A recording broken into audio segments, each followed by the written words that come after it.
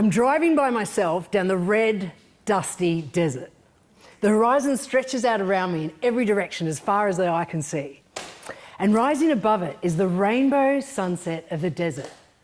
Blue goes to purple, goes to pink, goes to orange.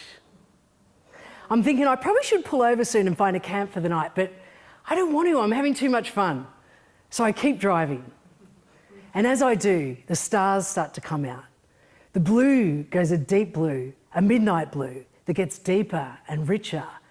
More stars come out, and slowly the orange fades below the horizon. And suddenly, bang! The engine cuts out. Fuck! I pull the car over on the side of the road. I can't start it. I open up the bonnet. I can't fix it. I'm hundreds of kilometres from any town. I have no phone reception. And I vowed that I would not drive along this road at night because a few years ago an English backpacker went missing and there's fears of a serial killer at loose. Okay, so what I'll do is I'll just sleep in the back of my car, I'll lock the doors and hang on. If someone stops, I'm like in a fishbowl and if I'm scared of them, they know exactly where I am. I'm like, come and get me. Okay, so what I'll do is I'll go and camp in the bushes until the morning. And hang on now, if someone stops, they might strip my car, they might come looking for me, they might have a dog. I won't be able to sleep all night. So I'm going to have to hitch in the morning anyway, so why don't I just hitch now? All right. By now, there's blackness in every direction around me. And I know that as soon as a car stops, when I look in the window, I'll know straight away if I trust them or not. And if I don't, I'm completely exposed. I'm like, I'm here by myself, do what you want with me. Okay, so I rummage through the car and I get a bottle of wine and I neck it.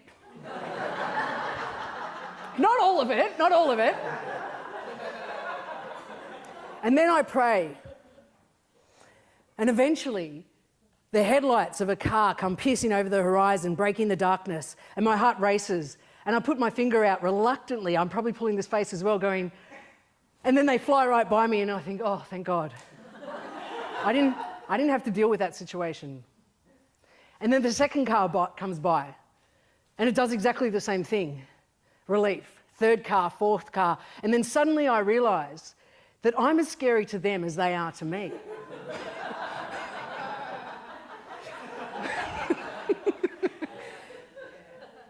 There's many stories of like people stopping to help a woman on the side of the road and then getting ambushed by people who jump out of the bushes. And so I just realised that the only person who's probably going to stop is the person I don't want to stop. And just as I realised that, the next car comes along and slows down and stops in front of me. Its brake lights light up the road.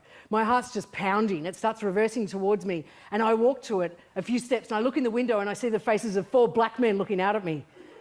And I think, oh, thank God. I knew I was safe. Now, why did I know I was safe with these 4 black men? I knew I was safe because I know them. I didn't know these exact guys. And what I knew about them was they probably take drugs. They're probably involved in violence. They probably have done or will do time in prison. But what I also knew about them was through their culture as young Aboriginal men, but there's a sense of community and responsibility for what happens on their land. There's a sense of belonging. And that's why I felt safe. Now, this was 14 years ago, and by that stage I'd been working as a neuroscientist for 5 years in Aboriginal communities across the top end and the central deserts of Australia. I'd been working with young Aboriginal men and women, mainly who were sniffing petrol and using other drugs. I've been looking into different drugs and how they affect the brain and different culturally relevant ways to assess brain function in Aboriginal people. 20 years ago, when I first landed in Arnhem Land, I was shocked at what I saw. I saw a world that I'd never imagined before, and this was in my own country, and that was the first time that I'd been exposed to it.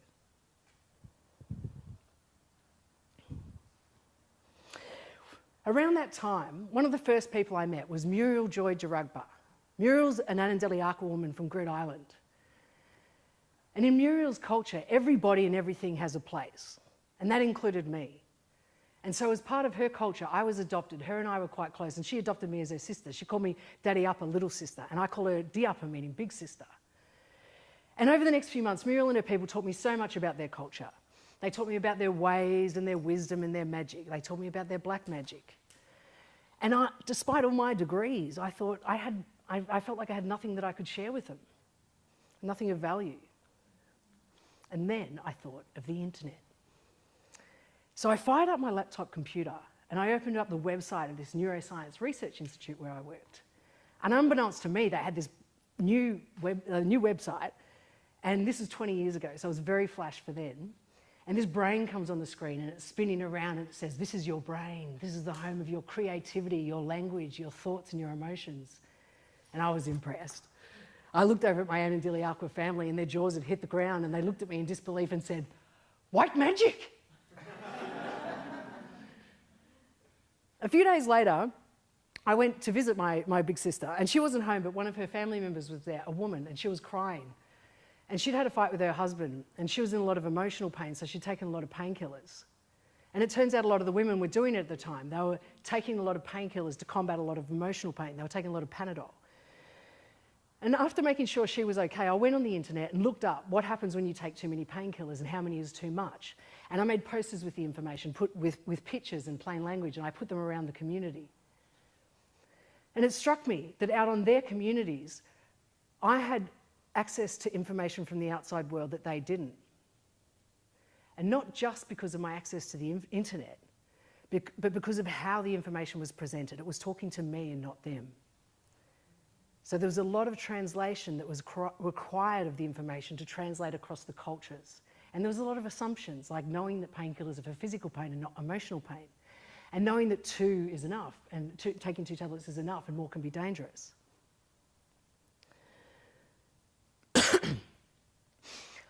Over many years of doing this work, I began to get more and more frustrated. We were trying to solve problems of addiction, but the problems went way deeper than that. I could see that Aboriginal people knew what they needed, they knew how to help themselves, but our system didn't allow them to tap into their own strengths and wisdoms. And these wisdoms went back 60,000 years.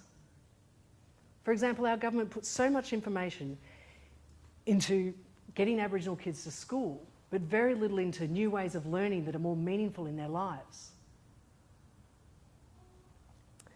7 years ago, I was recruited to lead a national study on Aboriginal wellbeing. The goal was to develop a wellbeing framework from the ground up to measure Aboriginal values and ways of working so that they would have a voice in policy. We created a process called interplay. Had to throw that in. That brings together the wisdoms of the black and the white worlds. So interplay works in 3 main ways. First, we work in a shared space where all of the players, everything we do is conducted in the shared space between all of the groups. So in our team, the way this plays out is the Aboriginal community perspective is represented by Arrernte woman Tammy Abbott. The government perspective is represented by another Aboriginal woman, Jessica Yamaguchi. Jessica's a Waini and a Gungalita woman from the Gulf of Carpentaria in Queensland, but Jess now lives in Canberra and works for the Australian government. And with my neuroscience background, I represent the science. So us 3 women make sure that everything we do is conducted in the shared space between our groups, and everything has to make sense and be accessible across our different worlds. And the way that plays out is that we know that the government priorities when it comes to Aboriginal wellbeing is education, employment and health. They've invested very heavily in this over decades with very little impact. What we discovered by speaking to Aboriginal groups around Australia was that despite their cultural diversity, they all want the same 3 things: culture, empowerment and community. They want to be empowered to practice their own culture in a society that enables them to do so. They want the freedom to be themselves. The second way that interplay works is by bringing together stories and numbers. And the reason we do this is because Aboriginal knowledge is held in stories and governments value evidence in numbers. So interplay works to bring together the stories and numbers for the 2 worlds to meet. How does this play out in practice? So we spent several years collecting stories from Aboriginal people all around Australia. We asked about what they valued and what they wanted in life. We involved the community by employing and training 42 Aboriginal community researchers to work on the project. And they helped us break the stories down to themes and sub-themes, which we then translated into a wellbeing survey. They went and then administered that survey with 900 Aboriginal adults from their communities. We worked in 4 different Aboriginal communities across Northern Territory and Western Australia. So the next step was to analyse the data, to see how it all hangs together. Which brings me to the third way that Interplay works, which is in recognising interconnectedness. We understand that we all have a place, everything and everybody has a place. We all belong, everything and everybody is interrelated. And the way that we deal with that in our statistics is that we analyse our data at the whole of system level, rather than just looking at different parts of the puzzle on their own. And when we do that, we find that the strongest pathways to wellbeing are not in a straight line. There's many different pathways, strong pathways to wellbeing, and they all share one characteristic. They all start with culture. It all starts with culture. So how does that look in practice? So for decades, our governments have invested heavily in education and employment for Aboriginal people where they have to leave their culture behind. But Interplay imagines a different way. So come with me on this. Imagine a young Aboriginal girl, she grows up on her country, she learns her language, she learns her ways from her mothers and her aunties and her grandmothers. She learns about her ways, her wisdom and her magic. When she comes to school, she doesn't have to leave that behind. She brings it with her. She gets to tell the story of the rainbow serpent from her people. She gets to learn how to write it in her own language. Then she gets to learn to translate that into the English language. She does well at school, but not only that, she gets to teach other people about her culture.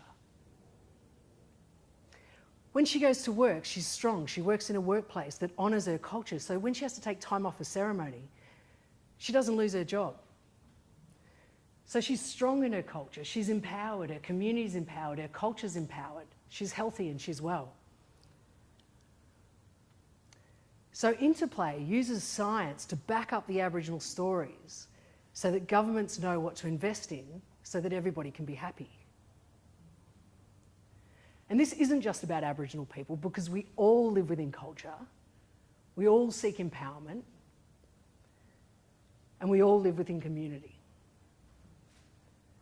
And not only that, but the Interplay tool can be used by anybody wanting to solve problems based on shared values and vision, because it involves creating a shared space where all of the players can come together, can translate their knowledges, and then unify people and purpose so that everyone in the world has a chance to thrive, so that all people have the chance to be happy. Thank you.